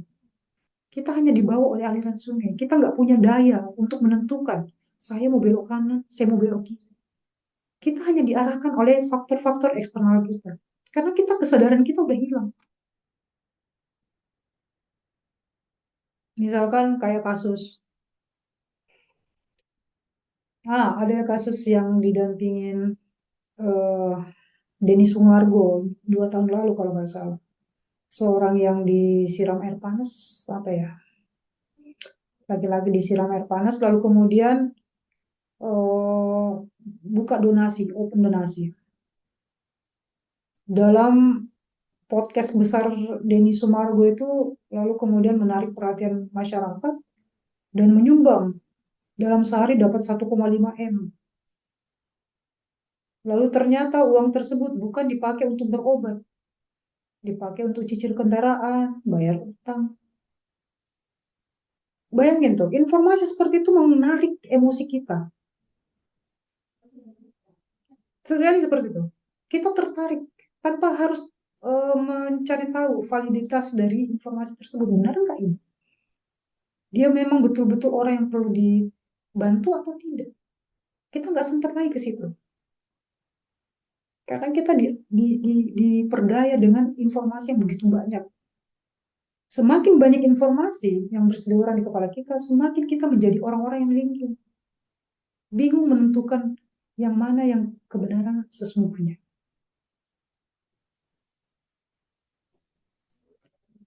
Jadi, saya pikir di era AI semua orang kayaknya harus menjadi seorang filsuf. Kenapa menjadi seorang filsuf itu penting? Karena pengetahuan itu dipertanyakan ulang. Kita memberi jarak kepada sesuatu. Tidak langsung menerimanya sebagai sebuah kebenaran, tapi menguji kembali. Benar enggak ini? Gitu, kawan-kawan. Sampai di sini ada pertanyaan seputar tugas. Silakan. Kalau ada yang masih belum jelas, jadi perjelas biar nanti teman-teman menjalankan tugasnya dengan baik. Silakan, kawan. Izin bertanya, Bu. Silakan. Untuk pertanyaan wawancara itu setiap orang bebas untuk menentukan pertanyaannya atau satu kelompok harus seragam? Ya, silakan di konsep bersama. Kan ada pertanyaan ketika Anda menyusun proposal, Anda ingin tahu kan pertanyaan-pertanyaan apa yang ingin Anda jawab atau yang ingin Anda cari dari narasumber Anda. Paling tidak, pertanyaan itu sama, namun kalau ingin dielaborasi lebih jauh, boleh. Misalkan diskusinya menarik, oh tiba-tiba Anda kepikiran sesuatu, saya ingin menanyakan pertanyaan yang ini. Jadi, yang jelas pertanyaan di latar belakang itu, kan ada rumusan permasalahan, ya. Yang Anda tanyakan ada semua di situ. Nah, kalau misalkan Anda pengen bertanya lebih, nggak apa-apa. Disesuaikan saja dengan dinamika ketika Anda mewawancarai narasumber Anda. Anda ingin menggali lebih dalam, silakan. Itu malah lebih baik. Dan untuk ujian, Bu, kalau ujian kan kita mempresentasikan hasil penelitian kita. Untuk presentasi itu perorangan atau kita bersamaan dengan anggota kelompok presentasinya? Individual. Individual. Baik. Itu Terima adalah kasih. penilaian UAS ya. Jadi kita mau lihat bagaimana pengetahuan Anda atau penguasaan Anda atas proyek yang sudah Anda jalankan itu. Oke, Kasih, Bu. sama-sama. Silakan yang lain, biar jelas dari awal.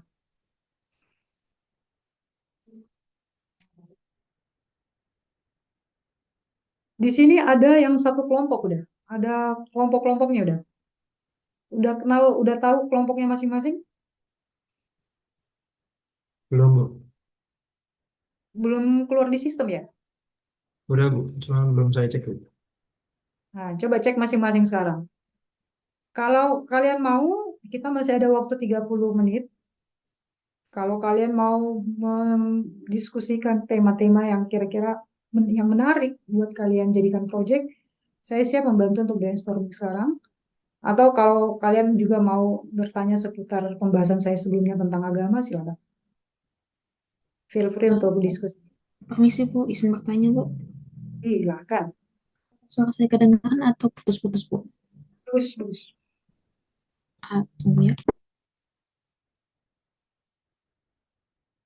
Bagus, bagus, bagus.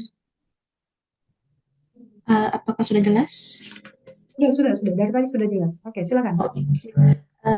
Saya mau bertanya seputar wawancara dulu. Untuk wawancaranya itu kan dibuat video sama narasumbernya kan Bu?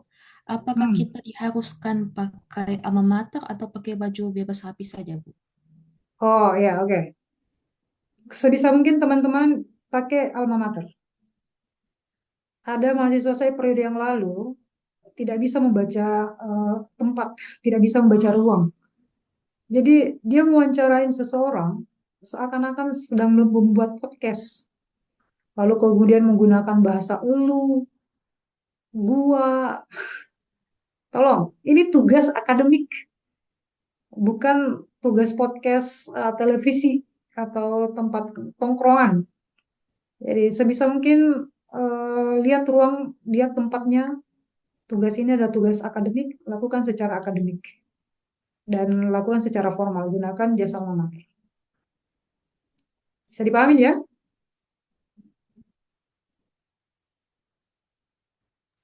Baik Bu, terima kasih Bu. Boleh lanjut ke pertanyaan berikut Bu. Silakan.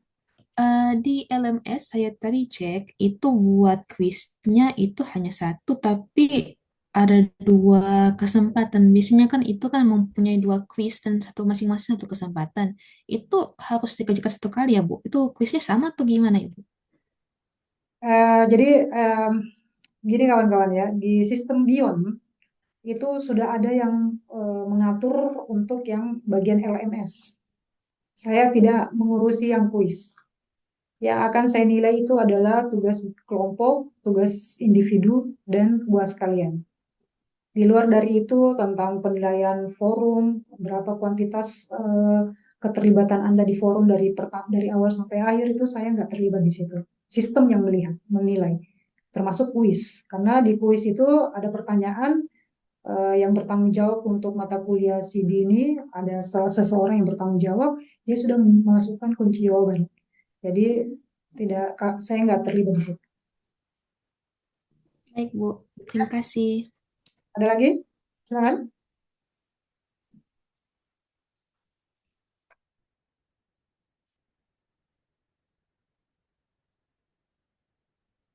Kalau tidak bertanya seputar tugas juga nggak masalah. Bertanya seputar agama atau bertanya random juga nggak masalah. Silakan. Bu, izin bertanya, Bu. Silakan.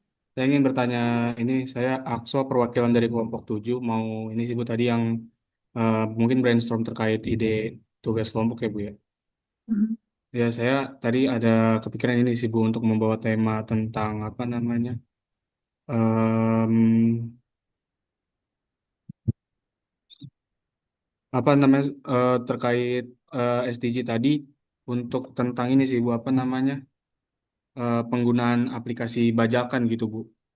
Ya. Nah, jadi kan itu agak masuk tuh ya Bu sama jurusan kami sekelompok itu kan computer science sama juga dari sisi etika beragama kan itu juga mungkin bisa dipertanyakan Bu ya. Nah itu gimana Bu? Eh, Bajakan, aplikasi bajakan itu kayak apa ya? Kalau boleh tahu.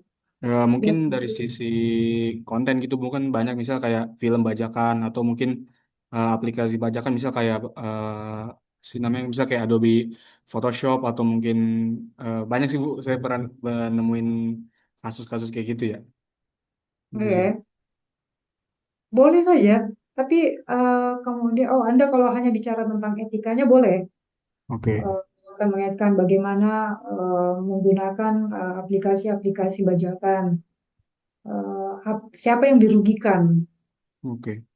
Nah, tapi di latar belakang itu berarti Anda harus menunjukkan bagaimana pembajakan itu kemudian merusak apa namanya ekosistem pasar, ekosistem atau kreativitas para pencipta, ya, dan membuat orang tidak bersemangat karena produk-produknya selalu dibajak. Misalkan kalau ada informasi-informasi demikian, kalau misalkan bisa menunjukkan signifikansi kerugian dari pembajakan akan lebih bagus. Sehingga ketika Anda menunjukkan data-data kerugian, itu menunjukkan bahwa ini pembajakan, kasus pembajakan penting loh.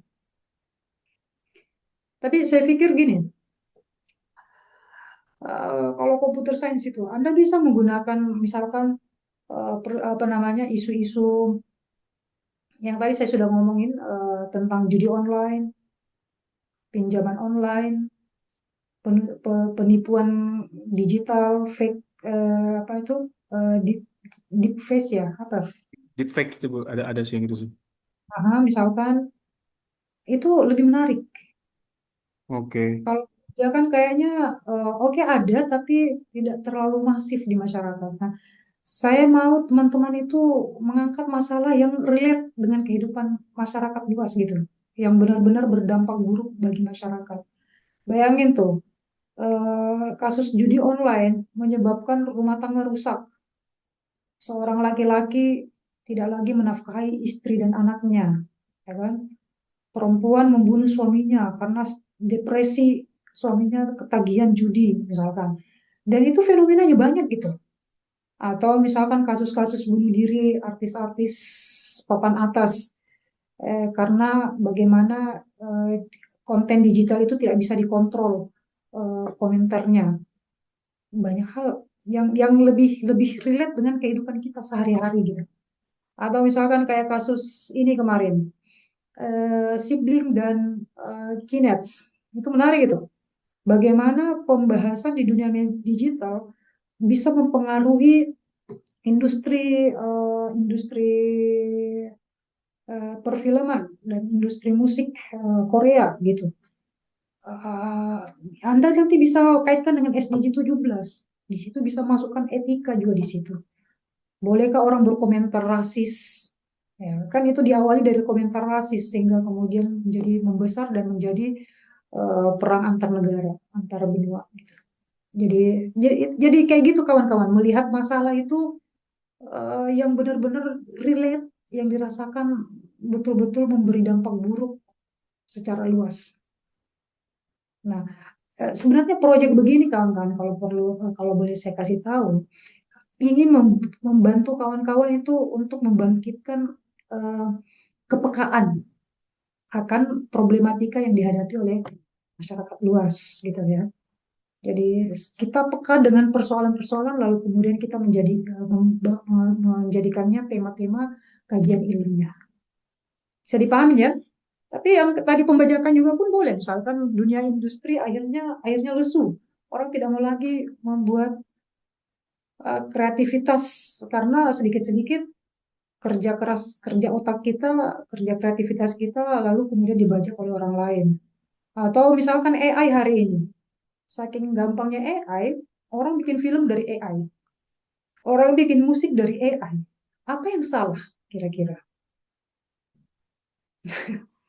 Oke, Ardian bisa dicolok dulu. Baterainya habis. Gitu ya, Aksa ya. Jadi biar di latar belakangnya itu akan lebih menarik ketika Anda membahas permasalahannya. Ya, Oke, baik Bu. Mungkin nanti saya diskusin lagi sih Bu dengan baik, teman kelompoknya apakah bisa dielaborasi lagi Bu ide tersebut. Oke, baik, makasih Bu ya. baik. Sama-sama. Silakan, yang lain. Kalau ada yang mau brainstorming, silakan. Mumpung ada kesempatan.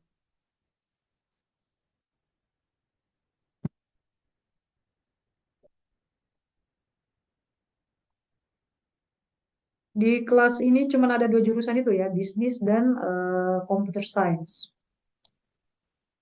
Yang bisnis ada yang sudah punya ide mau seperti apa? Dava Mumtaz, Anda dari jurusan apa? Computer science, Bu. Computer science. Sudah punya ide? Gambaran? Mungkin belum belum ada sih, Bu. Belum ada. Iya. Ya. Jadi kawan-kawan, meskipun kita kelasnya online, saya harap kualitas teman-teman juga bisa terangkat, ya, upgrade gitu. Beberapa mahasiswa saya di kelas reguler 2 semester ini saya dampingin, mereka dari project kelas bisa mengikuti konferensi internasional dan kemudian diterbitkan tulisannya melalui proceeding. Yang satu kelompok malah diundang lagi oleh publisher untuk menuliskan kajiannya tersebut untuk diterbitkan di jurnal. Jadi maksud saya kawan-kawan, meskipun Anda kelas online jarak jauh seperti ini, tapi kita masih bisa membuat sesuatu yang berkualitas. Nah, bagi seorang akademik, portofolio itu penting untuk menunjukkan bagaimana produktif kita, sebanyak apa produktivitas kita dalam menghasilkan karya-karya ilmiah. Gitu ya.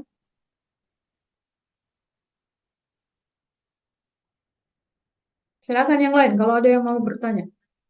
Saya dari tadi bicara sendiri, siapa tahu ada yang ingin bertanya tentang agama atau seputar tugas, silakan.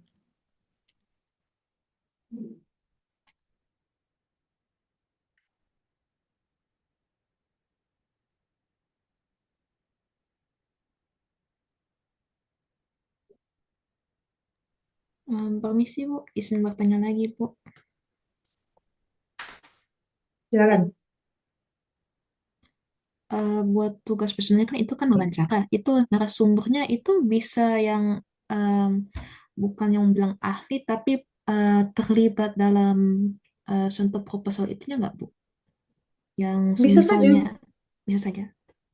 bisa Yang saja. Misalkan Anda bicara tentang, udah punya ide tentang apa? Anda dari jurusan apa? computer science Bu. Computer science juga. Anda rencananya mau menulis tentang apa? Belum dibahas dengan kelompok sih Bu, tapi udah mulai muncul beberapa ide, tapi belum didiskusikan. Jadi misalkan ada 5 orang. Ada yang mewawancarain tokoh agama, boleh. Ada yang mewawancarain ahli IT. Ada yang mewawancarain Pak RT, misalkan pemerintah, perwakilan pemerintah. Bisa.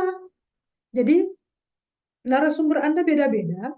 Jadi ketika kalian nantinya apa namanya mengumpulkan hasil di wawancara di tempat masing-masing, itu horizon pemikiran Anda itu, pemikiran grup itu akan menjadi lebih luas karena ada berbagai perspektif.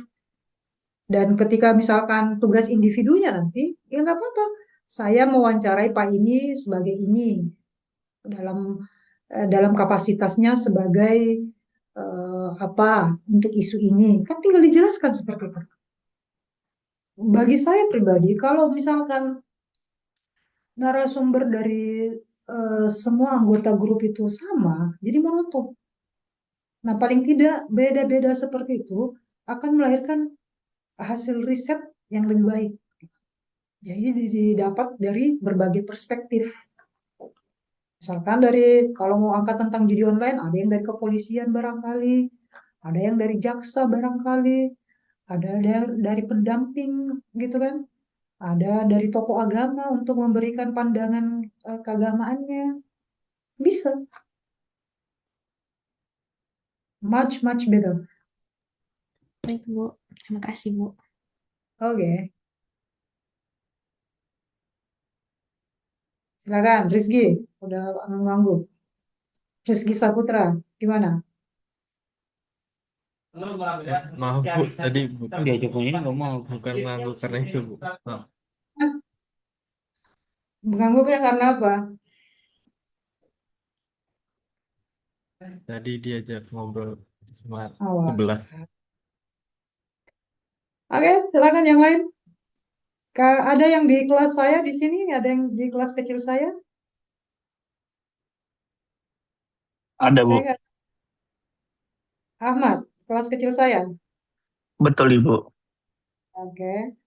Siap. Dari jurusan Komputer Science, Ibu. Computer Science. Apakah semua yang Computer Science di sini dari kelas saya? Enggak. Eh, Saya Sepertinya dari campur, Ibu. Bapak Alvensius, Ya. Bu. Ya. Saya di kelasnya Bapak Alvensius. Oh, Pak Alvensius. Oke.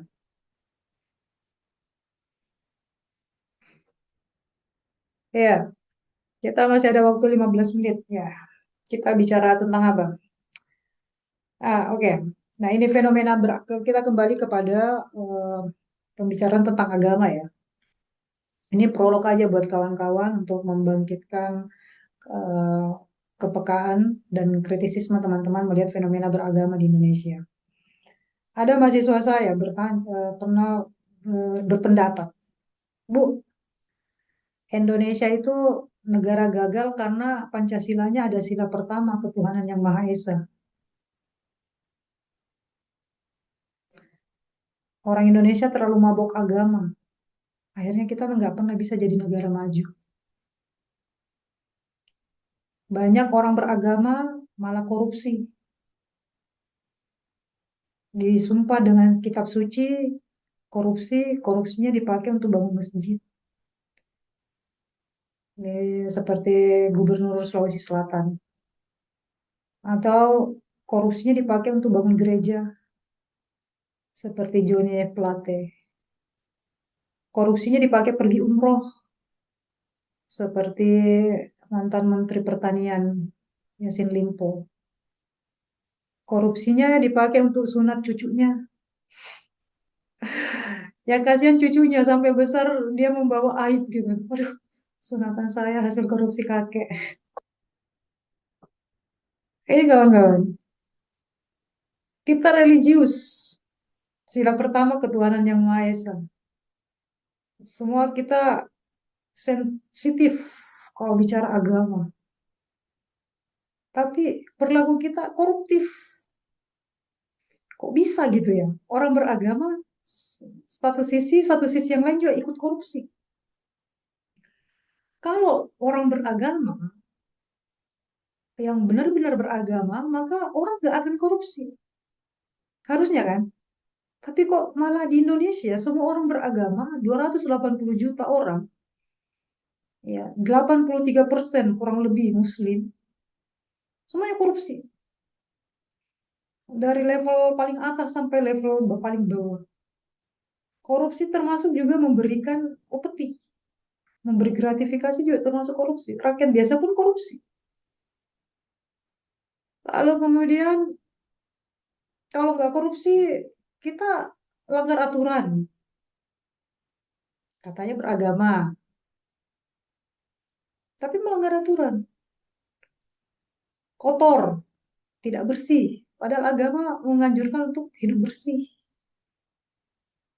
Terus miskin, tidak sejahtera. Apakah memang orang beragama menjadi tidak sejahtera? Ada orang beragama sukanya pamer kekayaan. Terus kemudian tidak punya rasa empati melihat orang yang menderita. Bisa umroh berkali-kali, bisa haji berkali-kali. Padahal tetangganya ada yang terlilit utang, nggak makan. Bisa orang beragama seperti itu. Kementerian Agama, kementerian paling korup. Urusan haji aja,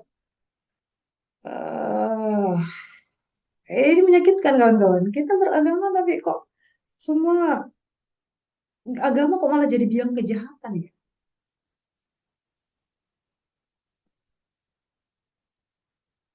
Penting nggak agama buat kalian semua? Kenapa agama menjadi penting? Sedikit-sedikit agama dirayakan, diseremonialkan gitu. Tapi tidak berdampak pada perbaikan kualitas manusia, pada kesejahteraan manusia, pada kemajuan peradaban Indonesia. Apa gunanya agama kalau begitu?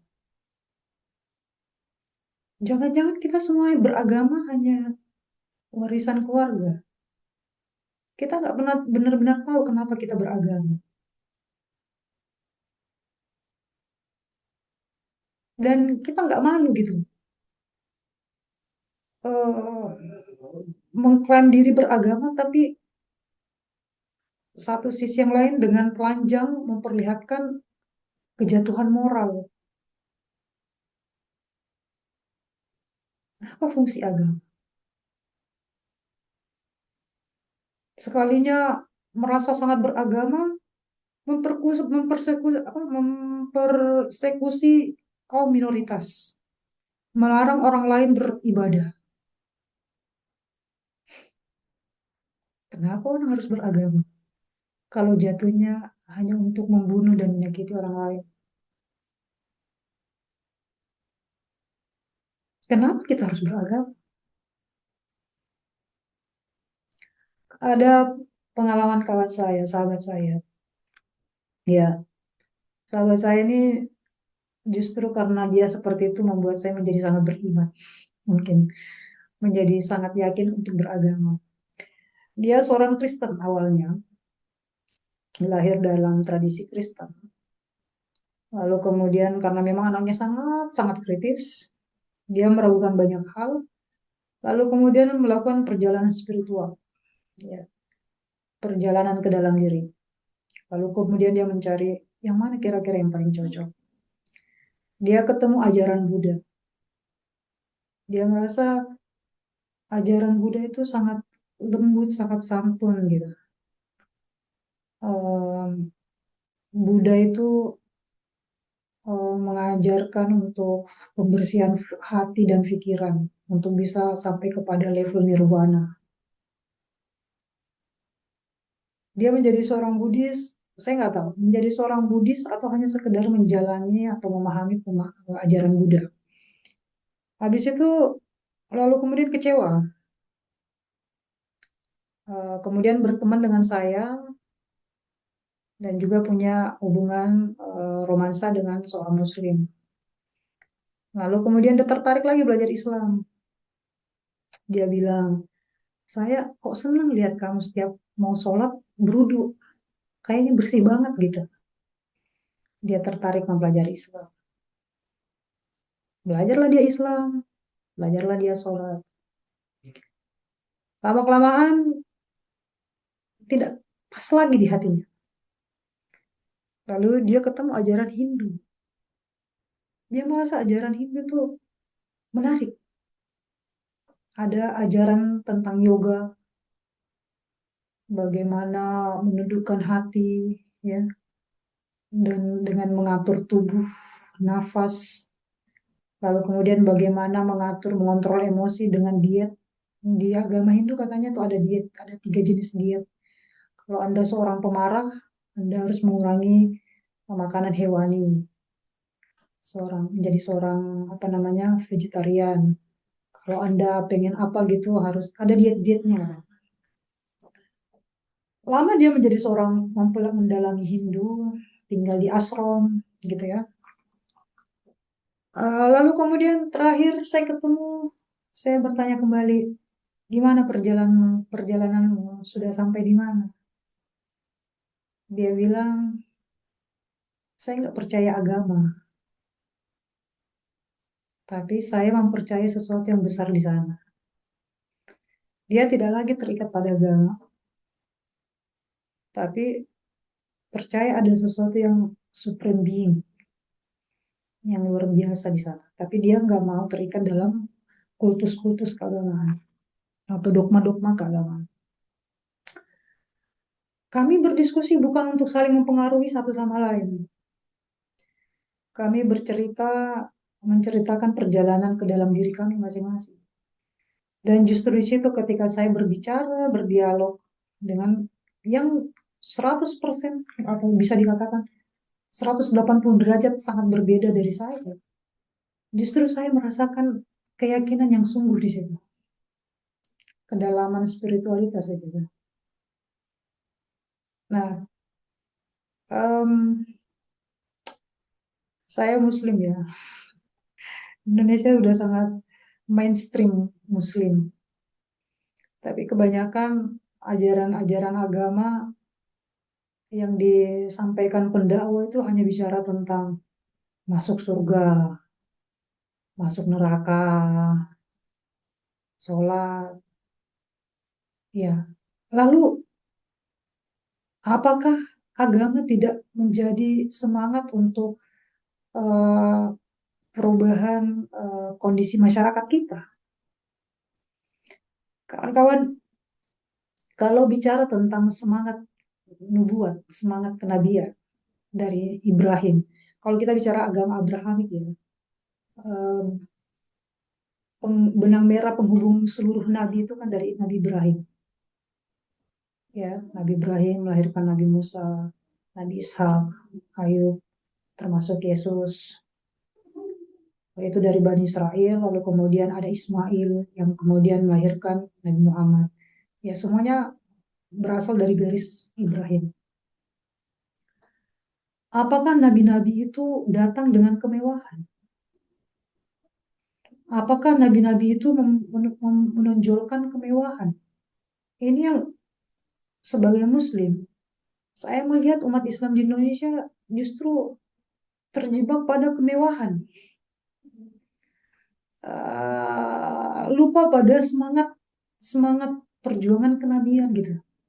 Bagaimana Ibrahim hadir di tengah-tengah umat yang menyembah batu, lalu kemudian bahkan dia mengatakan, saya melihat matahari, tapi ketika matahari terbenam, saya nggak percaya bahwa Tuhan itu bisa terbenam. Dia melihat bintang, bintang kemudian hilang di pagi hari, lalu dia mengatakan, saya nggak mungkin menyembah sesuatu yang hilang, yang muncul dan hilang. Dia melihat bulan demikian juga, maka dia mengatakan, saya menyembah Tuhan yang Maha Kuasa. Seperti itu. Melawan bapaknya. Tapi bukan melawan dengan cara-cara yang ekstrem, enggak. Melawan dengan perdebatan. Ada Musa yang hadir di tengah-tengah tiraninya Firaun yang memperbudak orang-orang untuk membangun piramid. Karena Firaun yang berambisi menjadi Tuhan, dia pengen ada bangunan piramida yang sangat tinggi yang bisa menjangkau langit. Lalu kemudian dia paksa budak-budak itu bekerja keras untuk bisa menciptakan piramid yang masih eksis sampai hari ini. Musa hadir di masa-masa seperti itu, membela kaum yang tertindas, membela kaum yang dijadikan budak, yang dieksploitasi tenaganya oleh Firaun. Yesus pun hadir di peradaban Roma, ya, melawan raja-raja yang tiran, melindungi rakyat-rakyat yang lemah. Muhammad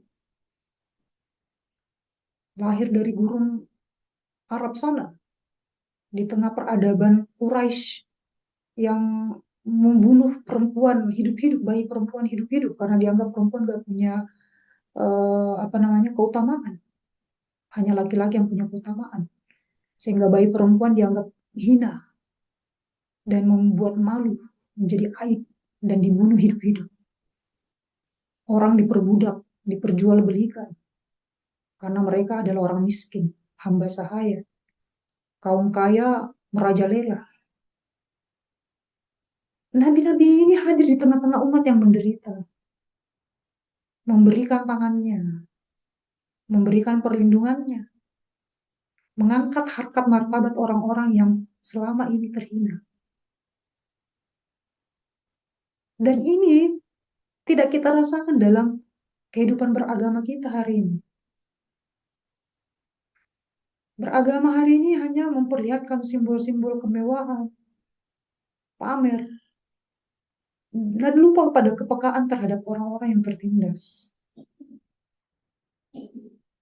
Lalu agama hanya dijadikan sebagai lipstik, sebagai topeng untuk menarik simpati ke orang lain. Dan ketika mendapati atau menduduki sebuah jabatan yang basah, agama tidak dapat menghalaunya untuk tidak korupsi. Karena agama hanya sekedar simbol, agama hanya sekedar nama, agama bukan untuk dihidupi. Makanya kawan-kawan, Sangat kontras di Indonesia. Semua beragama, tapi semua orang mengamini perilaku korupsi. Untuk apa kita beragama? Masih agama itu penting? Jangan-jangan benarlah kata mahasiswa saya tadi. Indonesia nggak pernah bisa maju, Bu. Karena ada sila pertamanya, ketuhanan yang Maha Esa. Orang jadi mabuk beragama.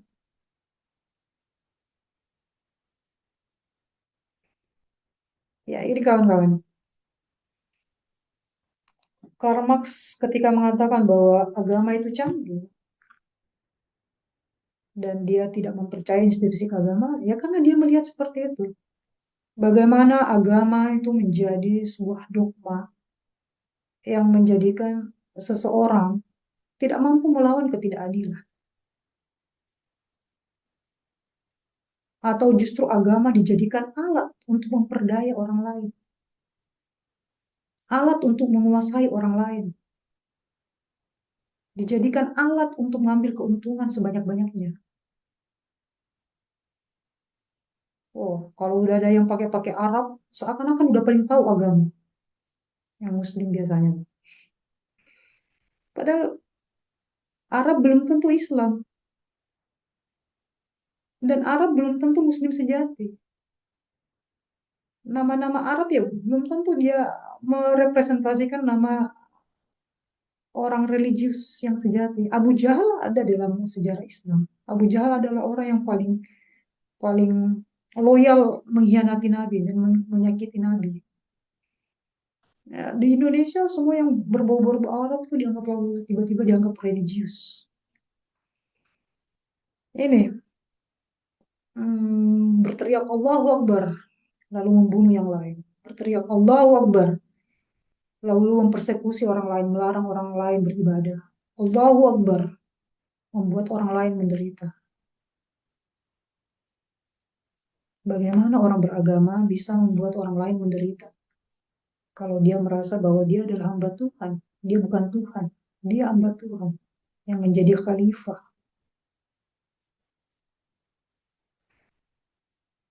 Ya itu barangkali kawan-kawan ya. Saya pikir cukup ya. Nanti kita kemalaman udah lewat nih waktunya. Ya, ini prolog dari karakter building agama.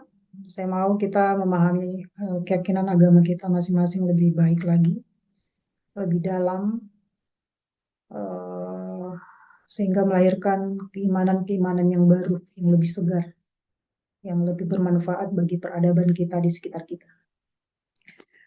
Semoga tugas-tugas, panduan tugas yang tadi saya sudah jelaskan di awal itu ditangkap dengan baik dan bisa dieksekusi dengan baik juga, dan semua bisa mendapatkan nilai terbaik dari kelas ini ya. Kurang lebihnya mohon dimaafkan. Selamat malam. Assalamualaikum warahmatullahi wabarakatuh. Terima kasih, Bu. Waalaikumsalam. Terima kasih, Bu. Terima kasih, Bu. Selamat malam.